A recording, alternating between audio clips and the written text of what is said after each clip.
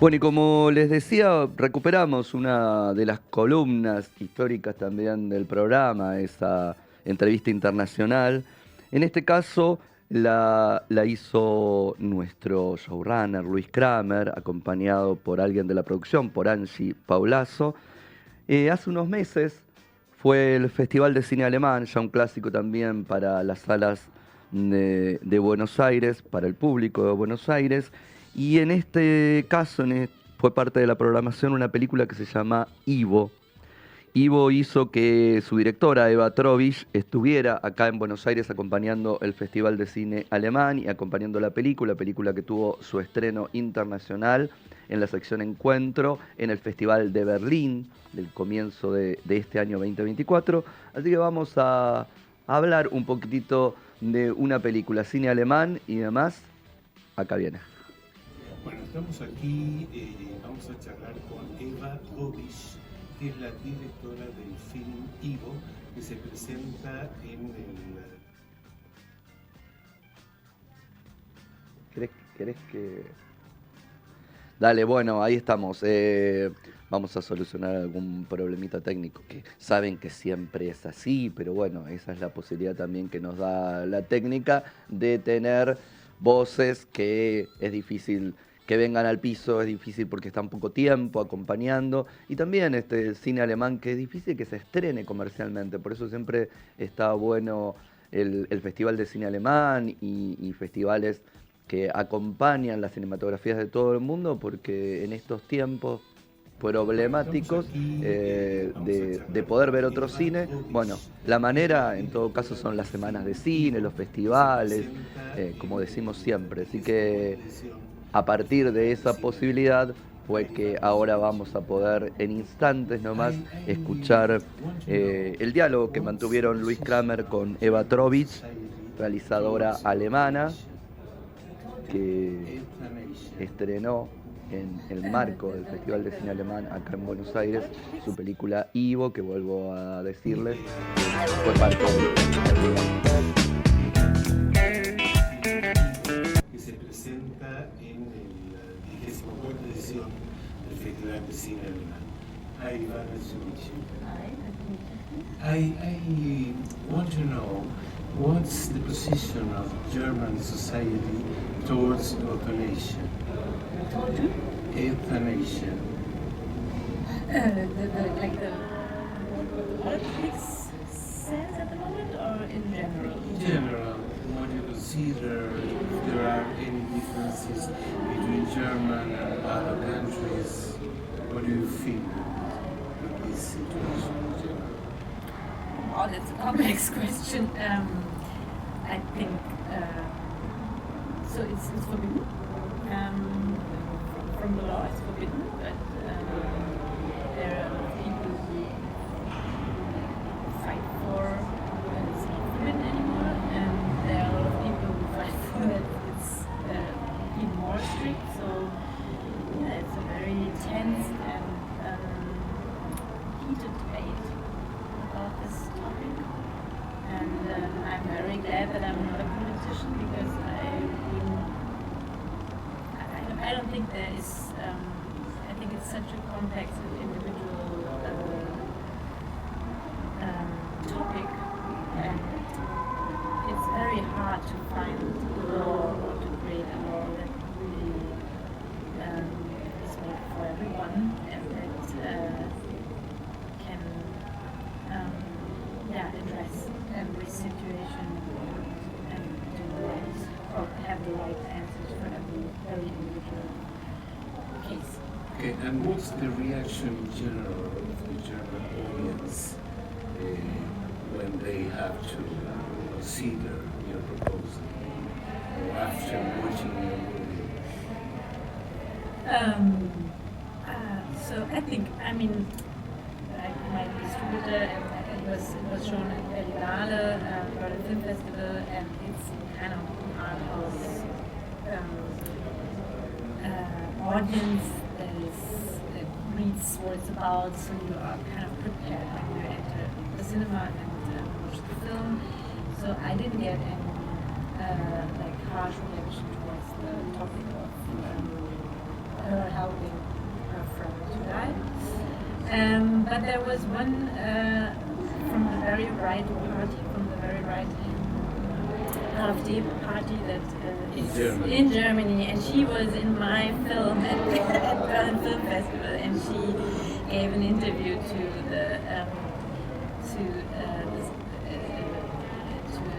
newspaper in Switzerland, and she says, it's an interesting film, yeah, and she thought about it, but she doesn't like the way the film deals with that, because it's so, so not Christian, and so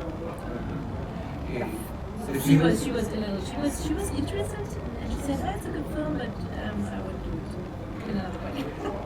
The film was presented in several international film festivals, and in fact, it won 3 awards in Hong Kong Film Festival, in Seattle, in Palm Springs Film Festival, and in the Berlinale. And how was the reaction of different audiences from different countries towards this issue you are presenting? I'm afraid I have to disappoint you because it shot my last film for 4 months this year, so I only attended Berlinale. And I haven't been to Hong Kong, and I haven't been to Palm Springs, and I haven't been to all the other festivals, so that's the first festival I'm attending again. So, I didn't do any Q&As. What I can say to regard to Germany is that some people really thought it's a documentary, and then they because it is a very realistic approach, and we shot with some professional actors, so also people who are doing their professions in front of the cameras are professionals, but the patients are all actors. But it's really a portrayal of the nurse and of her illness, field, space, and experiences. And I thought when I do this film, my task is to serve my skills for the profession and to really portray that. So it's it has the wish to be very realistic in every sense, although it's a fictional movie, and it's of course graded, of course, in abstract level as well, but all the professional scenes are at the expectation to be very realistic, and then people thought, hey, it's a documentary, or it represents their profession, and that made it sometimes a little complicated, because then the distributor got letters from viewers who said, yeah, but she's stealing a wine bottle, or she's taking the eye cream of one of her patients, and then people could think that we all do that, and it's not representative anymore, and they were really afraid that it puts a dark shadow on their profession, and we had to answer that it's a full fictional movie, and that it's a character, and we of course were interested in a complex character, not an angel or a hero. I'm talking about the institution of palliative care that you are depicting in your movie. It is a public one, it's private. What's the origin of the institution? What years in the center of the story? It's not private. It's a public one. It's a public one, yeah. And that's why, because really when I started my research, I didn't know that it exists that way. And I thought it's a shame that I didn't know it, that I was extremely afraid of death, and my own, of course, and also the death of my parents and grandparents, and to learn that there is an entire infrastructure. So Germany provides a good infrastructure Yeah. towards elderly people in general. No, not in general. Not in general. But at least in your movie. Yeah. Okay. Yeah. I mean, there are other institutions who do the same thing, but they have less time and less money. And I was joining them as well, but then I chose this one because it's the doctor who's in the film as well is the father of my best friend and the cinematographer of the film. And so he gave us. He portrays as himself. Yeah, and he gave us very, very, very intense insights in the entire field. And we've chosen, of course, this institution, but this is not representative for every institution doing I see. this work. And how was the process through which you selected Nina Kundal as the main character of your film? And it was funny because this film is rather a very it's a movie that happened to me basically, and it was not planned. It was a side product from research for another movie, and it's also somehow a side product from the casting I did for the film I shot recently. For your previous film? No, for the one that I shot afterwards. Okay, but that's okay. a big. It's a really The big one film. who was pending.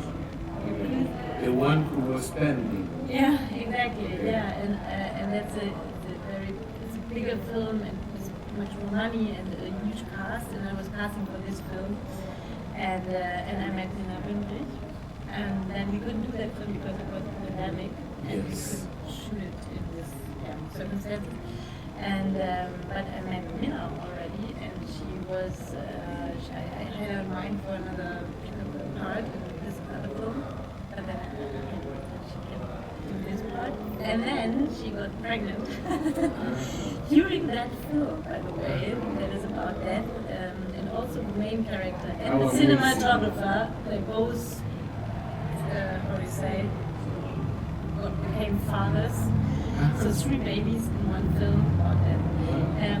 So she couldn't star in my next film because she was pregnant, but she was the one for this, and I'm very happy. And it's her first role in a movie. Yeah. Yes, I read that she received an award as a young promise.